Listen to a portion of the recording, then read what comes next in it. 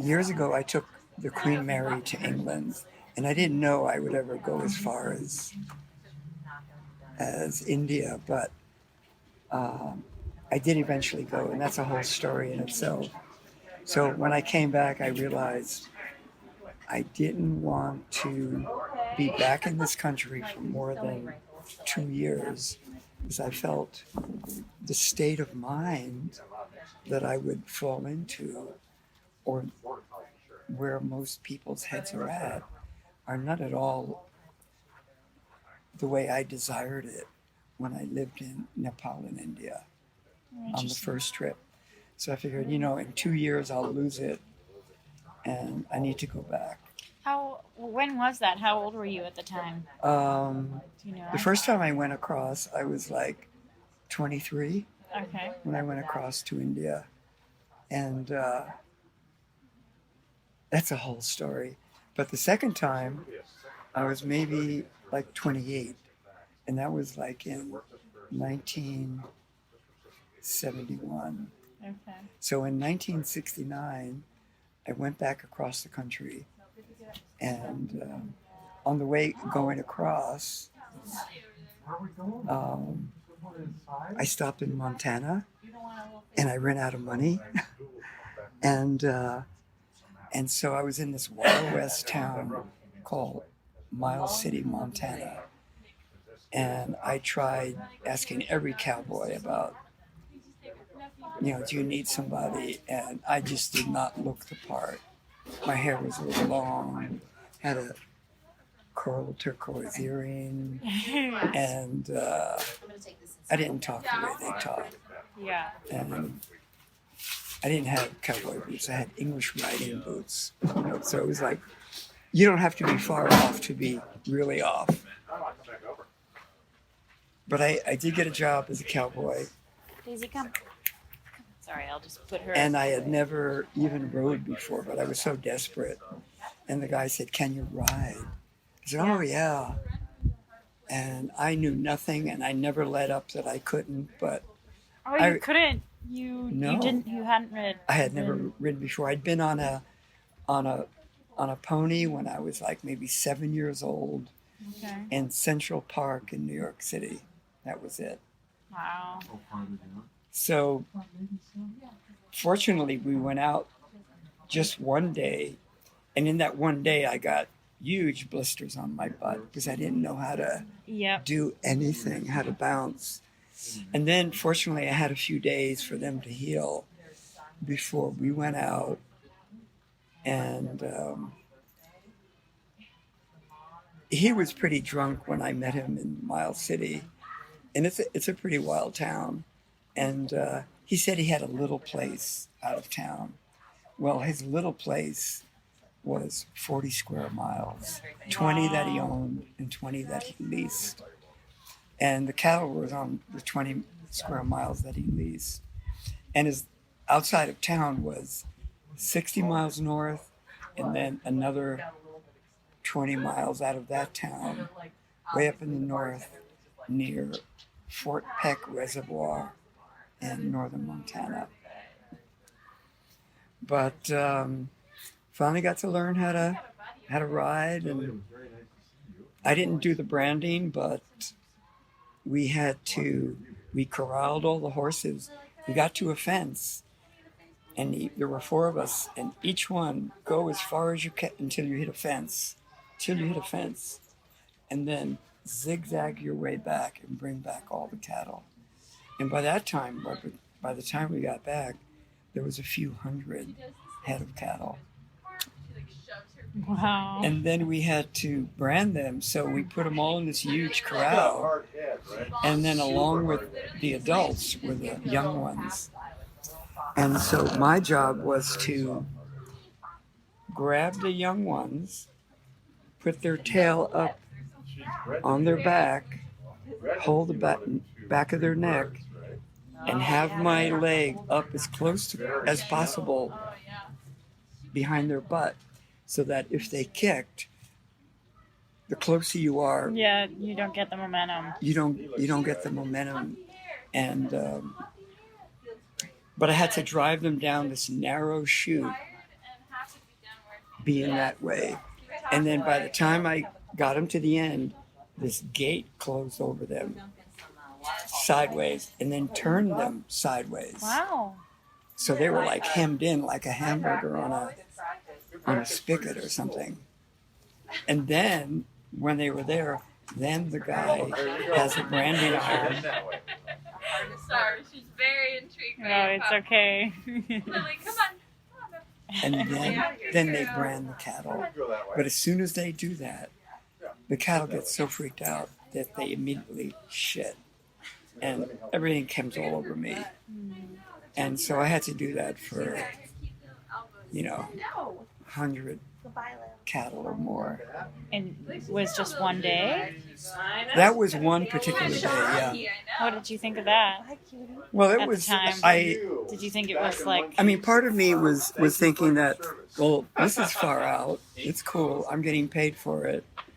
And I didn't mind. It was just an experience because I was into the experience of everything.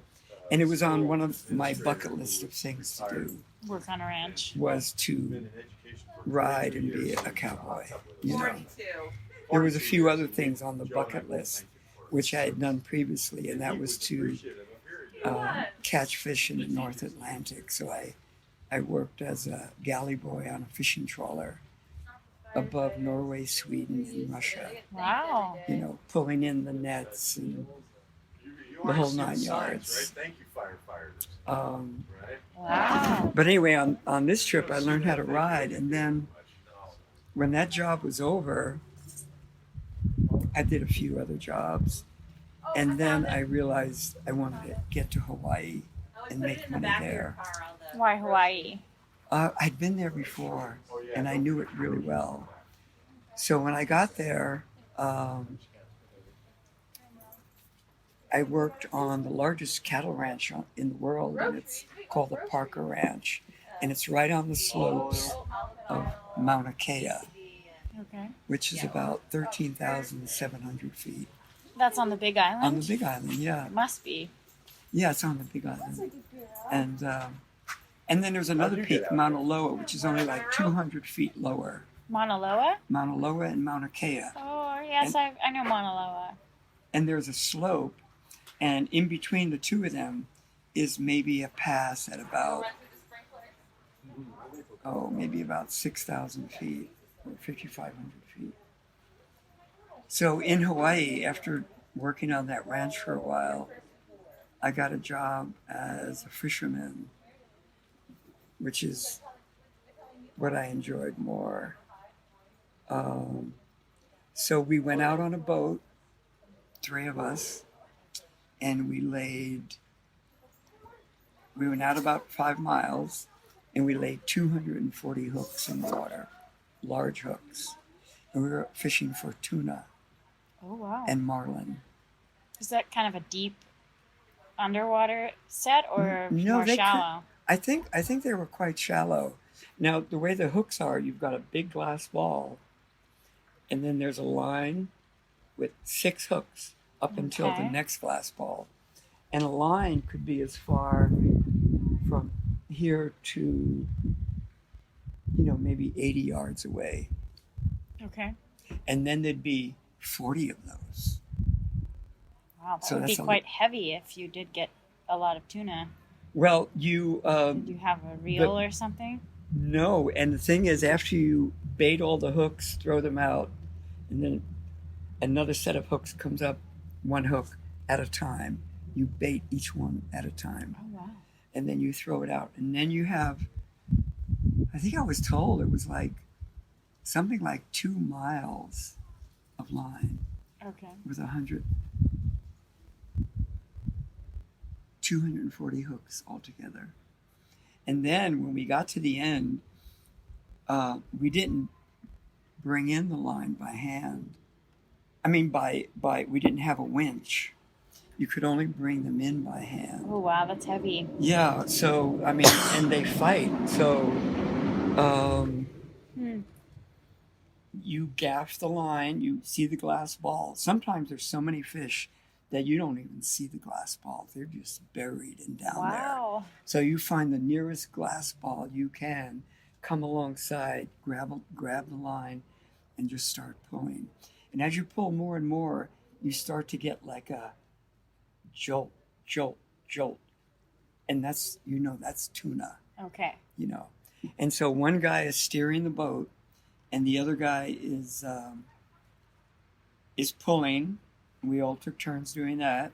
And another guy is coiling what you pulled in. Wow. So that You had the system worked out then. So that invariably you can't hold that line anymore, because these tuna are like torpedoes. so- They're like, 4.5 feet high, They're wide almost 5. too. Yeah. big.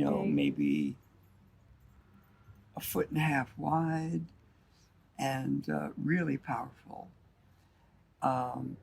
So a lot of times you just can't, and then you let the line go, and then you gotta grab the line again and start pulling it in. And actually, the most we ever caught was 40 tuna Wow. in one day. One day. So And which sea was this again? Huh? Which ocean this was was this? off the coast of the Big Island. Okay, Pacific so it Ocean. wasn't next to Hawaii. Hmm? Okay. Oh wow. I didn't. So that's the Pacific Ocean. Yeah. Yep. Yeah. Wow. 40 in one day. That's a lot of And tuna. along with that, we would catch And 5 or 6 marlin as okay. well. The marlin were different. Like, we had a jig at the end of the boat as we were checking the lines. And the marlin are really shallow in the water. And invariably, when you're out in the ocean and you can hardly see land, when a marlin takes that huge jig, somehow you're drawn to look in that direction, and you see this monster fish totally out of the water. We're talking like, a 10-foot long fish with a bill on it of, almost 2 feet. Yeah. And then you have to pull that in, and it wants to get away. It's going one side to the other as it's nearing the boat. But as it gets to be about 20 feet from the boat, it just wants to poke the boat. And we didn't want it to do that, Because because it could damage the boat. Yep. And the boat was not that big. It was maybe like 40, 42 feet long. Okay. Yeah. With a flat deck on the back.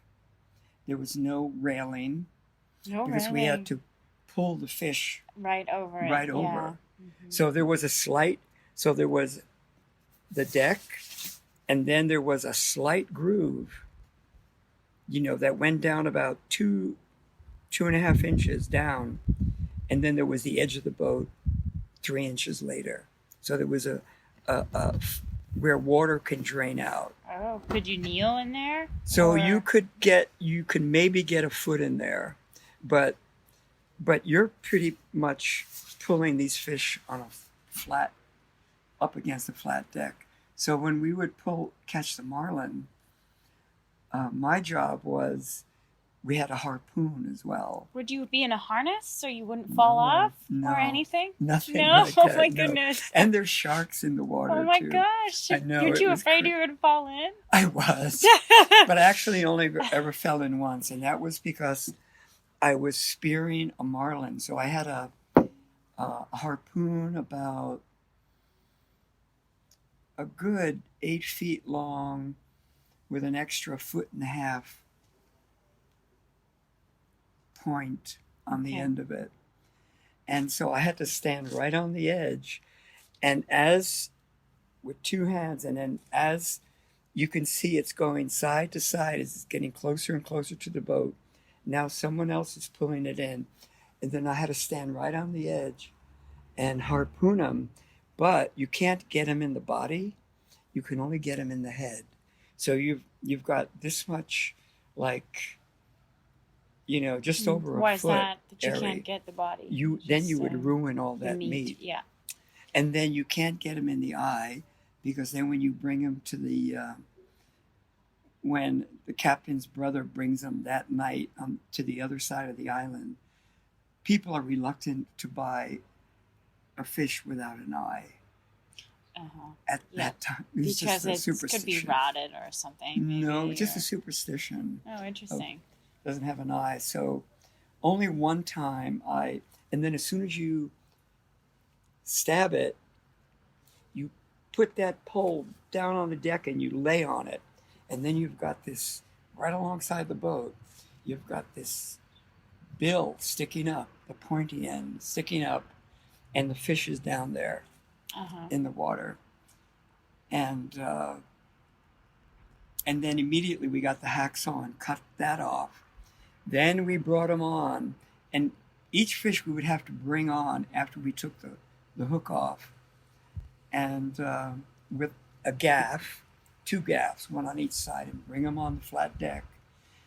And then the terrible part was we had to begin bashing their head in with this huge wooden mallet at the end of a 6-foot pole.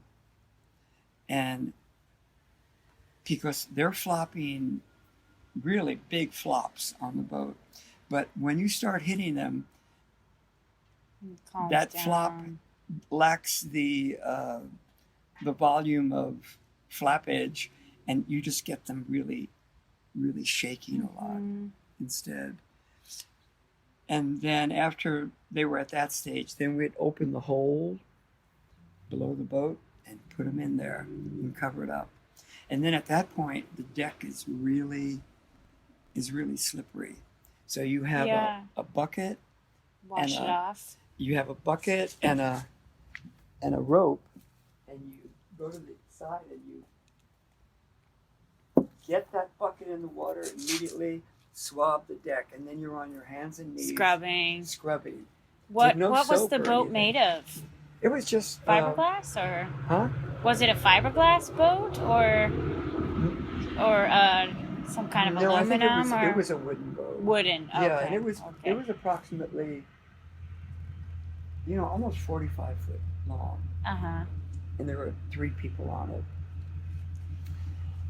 Wow, that's interesting. I went fishing in Alaska one summer in Bristol Bay. You were on the boat? Mm-hmm. As a deckhand. And on a gill netter, and it was a 30-foot fiberglass boat. A lot of the newer ones, they're aluminum and stuff now. But hey, Robin. Search of the doggy water bowl. Oh, I think it's over there. Okay. The no humping bar. Yeah, it's. I think that's the kind of. She's on a set netter. She said, mine was the gill netter where they pull them in on a reel in the back. On hers? They're real small. Well, set netters are usually bigger. Hey, thank you. We're talking about fishing. Yeah, we're talking about fishing, actually. Oh, yeah. So we set net. Which means you got the net over the bow of the boat, not the bow, the stern, and then you're pulling the fish off. Yeah. Pulling the fish onto the boat, and then it's like a typewriter is what I like to say. We just go back and forth on the net that's set on the beach. Don't those have like a long circle though? You take a little skiff out, or am I thinking of something else? You're moored on shore. The end of the net is on shore. Because isn't there like a little skiff somebody takes out to go collect something? I wonder what's different. Is it seating? Oh, you know what? Seiner. I'm thinking of a seiner. There's also different ways to go about it. Yeah. What I'm learning. That people in other rivers have done different things. Set netting is from shore, right? Yeah, and then you have like a designated spot. Yep. Okay, I was mixing them up. Yes. And then the drift boat. Did you drift? Yeah. Dude. That was intense. How did you like that? Oh, the sleep deprivation was not. It's not fun. Not great. No. You came back every night. Came back every night. Yeah. Mm-hmm. There was sleep every day. Yeah. I think that you can do it where let's say you have like 24 hours, the season opens up and they don't have any, they don't have a set opener, 24-hour openers. You can manage, you can do like a 20, fish both tides, which is kind of close to what the drifters are doing. But I hear that some of them only sleep for like 2 to 3 hours. That's what we were doing. And that sounds. It was terrible. Why was yours? How was? Because we only had 2 deckhands. Yeah, so it's not even like you don't have an alternating crew. We didn't have anything. Yeah, It we was had- just 3 hours of sleep every 24 hours. Yeah, our neighbor has an alternating crew, so one would fish the evening tide, and then one would fish the evening tide. And they would get a lot of fish, but we would just pick one. 3 hours of sleep every 24 hours? The fishing trawler I was on, you had 4 hours on, 12 hours off. No, 12 hours on, 4 hours off? 4 hours sleep. Okay. Every 12, you had 4 hours. Oh, okay. That's nice, at least. Yeah, I feel like, And you get 8 hours every 24 hours. yeah, I think to reset your system, the 3 hours is good. I've been told that in postpartum, to curb postpartum depression with the baby. Uh-huh. So- Get a 3-hour chunk and you'll be great. Okay. Well, yeah, I mean, it's a similar thing. I think people who are used to the sleep deprivation or a different schedule, Yeah. like from fishing, my sister's like, oh, she's a midwife. She's like, you'll be fine after having a baby. Yeah. I don't know. All that stuff gives me heebie-jeebies. So Yeah. I'm like, full, like 7 hours. Sleep. Yeah, I'm good. I'm telling her a story of when I long lined in Hawaii, where you flag line, where you put in 240 hooks in the water, a glass ball every 6 hooks. Well, and glass is like the old style of doing it. Now they use other materials besides. Yeah, the buoys are made out of plastic and rubber and stuff. Uh-huh. But the You mean that- glass that's like the Old style. original. Yeah.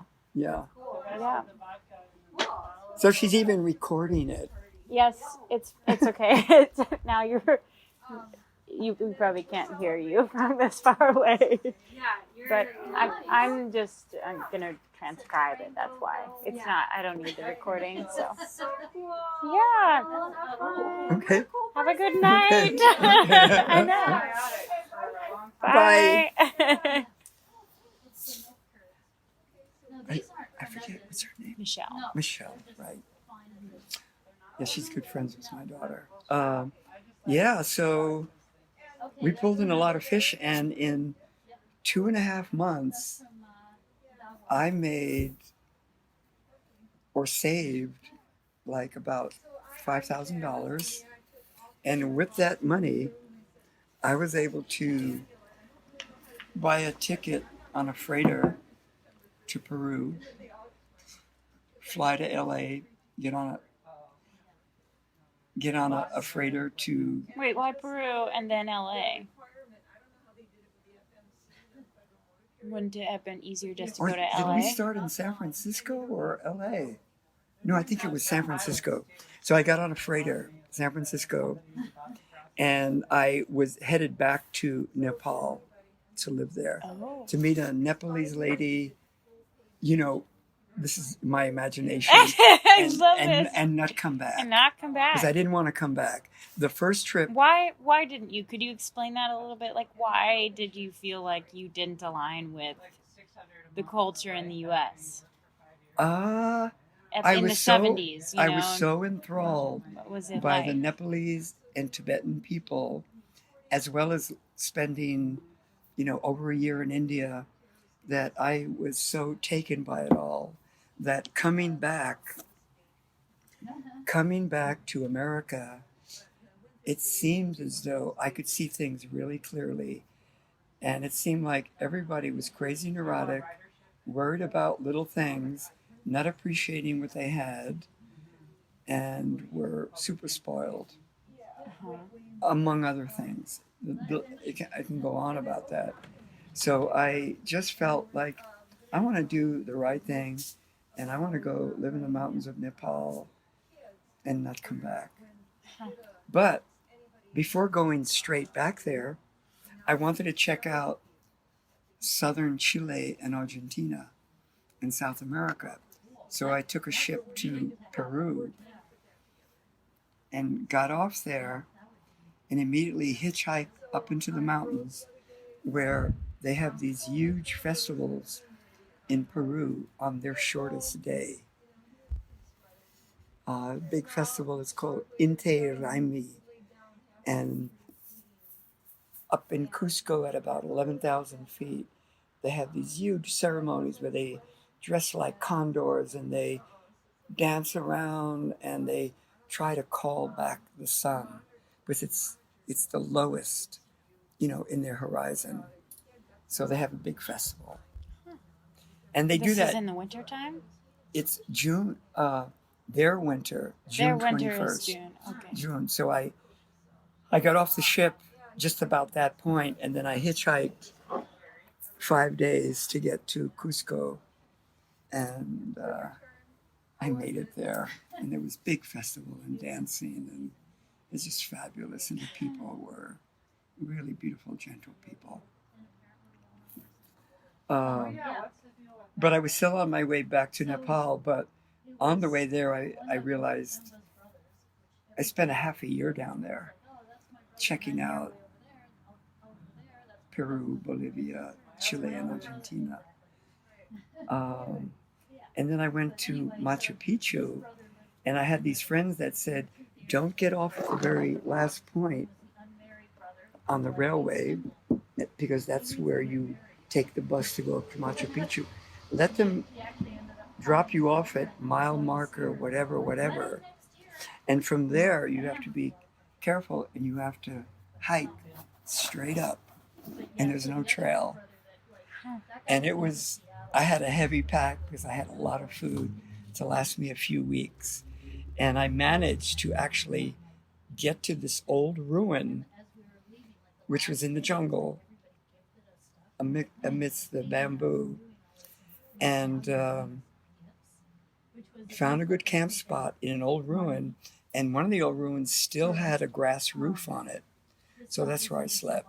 And I would every morning run. It took me about 40 minutes, and I took my pack out of that ruin and just put it in the jungle. And then I would run for about 40 minutes and get to the very beginning top of Machu Picchu. And I never got asked to pay, because everybody pays at the bottom. And they didn't think anybody would come from the top. And so I stayed there for a few weeks until my food ran out. Okay.